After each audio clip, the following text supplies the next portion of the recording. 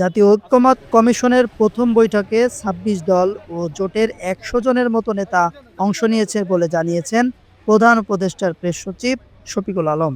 শনিবার বিকালে বেইলি রোডের ফরেন সার্ভিস একাডেমিতে হওয়া এই বৈঠক শেষে সাংবাদিকদের এ তথ্য জানান তিনি। এই বৈঠককে ঐতিহাসিক দিন আখ্যায়িত করে শফিকুল আলম বলেন, জাতীয় ঐক্যমত কমিশনের সঙ্গে রাজনৈতিক দলগুলোর বৈঠক হয়েছে, এটা প্রস্তুতিমূলক সভা।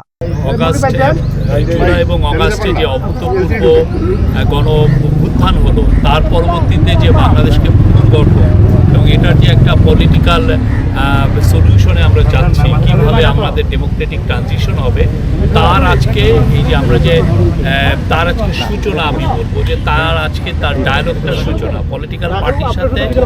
এই ইন্টারিম গভর্নমেন্ট যে কনসেনসাস কমিশন করেছে, সেই কনসেনসাস কমিশনের সাথে একটা ডায়ালগের সূচনা হবে। এর ফলে যেটা হবে যে আমরা আগামী, আপনি দেখেছেন যে কনসেনসাস কমিশনের মেয়াদ 6 মাস করা হয়েছে এবং 6 মাসে আমরা আশা করছি যে এই যে 6টা কমিশন যে রিপোর্টগুলো দিল, সেই রিপোর্টগুলো পুঙ্খানুপুঙ্খভাবে পলিটিক্যাল পার্টির সাথে এই কনসেনসাস কমিশনের একটা আলাপ হয়ে যেটা আসবে যে যেই রিকমেন্ডেশনগুলো সমস্ত পলিটিক্যাল পার্টি কনসেনসাসের ভিত্তিতে নিবে, সেটা সবাইকে আমাদের আশা থাকবে যে সবাই এই পলিটিক্যাল পার্টিগুলো এটা পরবর্তীতে যেই সাইন হবে, সেই সাইন ডকুমেন্টটা হবে হচ্ছে জুলাই চার্টার। সেই জুলাই চার্টার এদিন বিকাল ৩টায় শুরু হওয়া এই বৈঠকে অন্তর্বর্তী সরকারের প্রধান উপদেষ্টা ও জাতীয় ঐক্যমত কমিশনের সভাপতি অধ্যাপক ডক্টর মোহাম্মদ ইউনূস বক্তব্য দেন। এর আগে বৈঠকে অংশ নিতে রাজনৈতিক দলগুলোর নেতারা ২টার পর থেকে আসতে শুরু করেন। প্রধান উপদেষ্টা সাহেব আমার সকল রাজনৈতিক দলকে অ্যাড্রেস করলেন, সেখানে কমিশনের সবাই ছিলেন।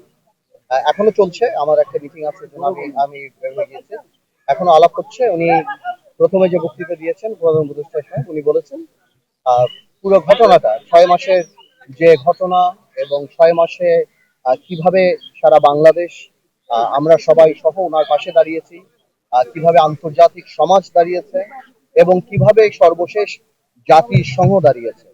ফ্যাসিস্ট গভর্নমেন্ট এই 6 মাস তাদের যে পায়তারা ছিল, বিভিন্ন মিথ্যে ফুলঝুরি ছিল, সারা পৃথিবীকে বোঝানো যে আমাদের অবস্থান কি, সেটা যে জাতিসংঘের এই রিপোর্ট আসার পরে অনেকাংশেই ধূলিসাৎ হয়ে গিয়েছে। এবং আমাদের এই ঐক্য ধরে রাখতে হবে। আমাদের যারা শহীদ হয়েছেন এই ছাত্র জনতার আন্দোলনে, এই ফ্যাসিস্ট সরল মুভমেন্টে, তাদের আত্মত্যাগকে আমাদের ভবিষ্যতে আমাদের কোনো কর্মকাণ্ড যেন কোনোভাবে অপমানিত না করে, ছোট না করে। যে স্বপ্ন নিয়ে এই ইন্টারিম গভর্নমেন্ট হয়েছে, তার 6 মাস শেষ হয়েছে এবং আগামী 6 মাস কিভাবে সামনের দিকে আমরা সবাই একসাথে কাজ করব, এই যে কমিশনগুলির কাজ হয়েছে, তারা কিভাবে আমাদের সাথে কমিউনিকেট করবে, সামনের দিকে আমরা কিভাবে করবো, আমাদের কি কি প্রস্তাব আছে, সেটা বিস্তরভাবে সামনের দিকে আলাপ হবে। সেই ব্যাপারেই প্রধান উপদেষ্টা আমাদের সবার সাথে কথা বলেছেন এবং আমরা সবাই আমাদের জায়গা থেকে ধন্যবাদ জানাচ্ছি। এবং ছোট ছোট কিছু অ্যাডভাইস যেটা থাকছে, যে নির্বাচন কবে হবে আমরা তাড়াতাড়ি চাই, কোন দল বলছেন, আমরা বলেছি যেমন আমরা স্থানীয় নির্বাচন আগে চাই না, কারণ স্থানীয় নির্বাচন দিলে 4,500 ইউনিয়ন পরিষদে সেখানে একটা মারামারি হওয়ার সম্ভাবনা আছে। একটা জানেন আপনারা, ইউনিয়ন পরিষদের নির্বাচন অনেক বেশি রক্তক্ষয়ী সংঘর্ষ সেসব জায়গাতে হয় এবং গ্রাউন্ড রিয়ালিটি আলাদা। আওয়ামী লীগকে গ্রাউন্ড রিয়ালিটি অনেকেই মানে না, মেনে নিবে না। তো এই সন্ত্রাস যাতে কোনোভাবেও না হয় এবং স্থিতিশীল জানি থাকে এবং কোনো ধরনের কোনো সংস্কারই জানি জাতীয় নির্বাচনকে বিলম্বিত না করে। আমাদের তরফ থেকে বলেছি, অনেকে বলেছে, অনেক রাজনৈতিক দল আবার চেয়েছে যে স্থানীয় নির্বাচনটা আগে হলে ভালো হবে। এভাবেই করে আলাপ চলছে।